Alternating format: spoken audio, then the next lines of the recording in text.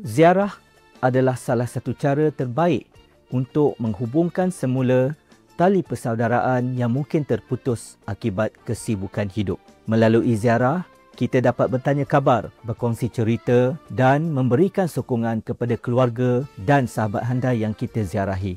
Komunikasi ketika ziarah bukan sekadar bertukar kata-kata. Ia adalah cara untuk kita menunjukkan rasa peduli dan kasih sayang kepada orang lain. Kadang-kadang, kita tidak hanya perlu bercakap tetapi juga mendengar dengan penuh perhatian. Tahukah tuan-tuan dan puan-puan bahawa 90% aktiviti komunikasi kita adalah menerusi pendengaran. Untuk itu, menjadi pendengar yang baik adalah salah satu cara untuk menunjukkan empati dan menghargai orang yang kita ziarahi. Begitu juga apabila kita bertanyakan khabar kepada seseorang. Memang baik ya untuk kita saling berkongsi pengalaman terkini.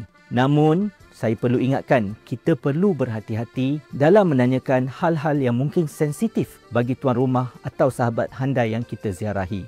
Saya cadangkan, kita perlu elakkan daripada bertanya tentang perkara peribadi kerana walaupun niat kita baik, ianya mungkin melukakan hati orang lain. Contoh yang sangat mudah yang saya boleh bagi ketika menziarahi di hari raya ya, di mana orang suka bertanya, kau ni bila nak kahwin? Bila nak dapat anak? Kenapa guna lansir lama? Nah, perkara ini nampak remeh atau petty kan? Namun, ianya boleh menyebabkan tuan rumah, sahabat kita berkecil hati. Jadi seeloknya saya cadangkan kita elakkan dan berhati-hati dengan perkataan kita apabila menziarahi di hari raya. Selain daripada itu, di zaman serba moden ini, teknologi memainkan peranan yang penting dalam mempermudah komunikasi. Dengan adanya aplikasi seperti WhatsApp, Zoom, FaceTime, kita dapat berbual, bertanya khabar dan juga melihat wajah orang yang kita sayangi walaupun mereka berada jauh daripada kita. Ini seterusnya membolehkan kita untuk terus berkomunikasi dalam menjaga hubungan walaupun dengan jarak yang memisahkan.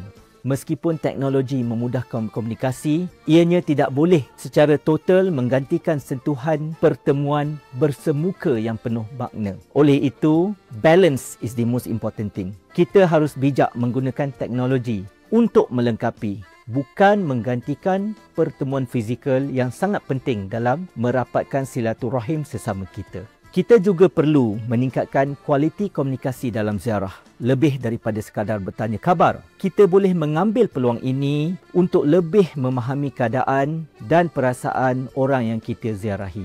Jadi, dengan memberi ruang kepada mereka untuk bercakap dan berkongsi cerita, kita dapat lebih mendalami kehidupan mereka.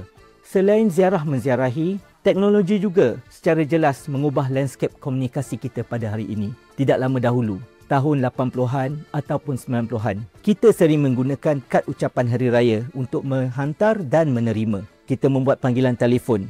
Ucapan secara langsung menerusi panggilan di radio dan televisyen. Ini merupakan sesuatu yang amat dinantikan oleh semua orang kerana ianya memberi sentuhan peribadi kepada penerima. Namun, teknologi komunikasi pada hari ini telah menggantikan semua itu. Sebagai penutup, saya suka mengingatkan sesama kita bahawa komunikasi adalah kunci utama dalam setiap ziarah hari raya.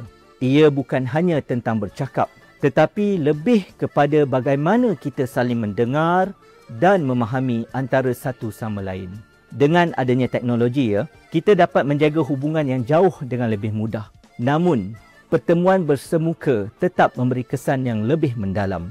Marilah kita bersama-sama manfaatkan setiap peluang yang ada untuk berkomunikasi dengan baik. Ianya bertujuan untuk memastikan agar hubungan kita menjadi lebih erat dan kekal sepanjang masa.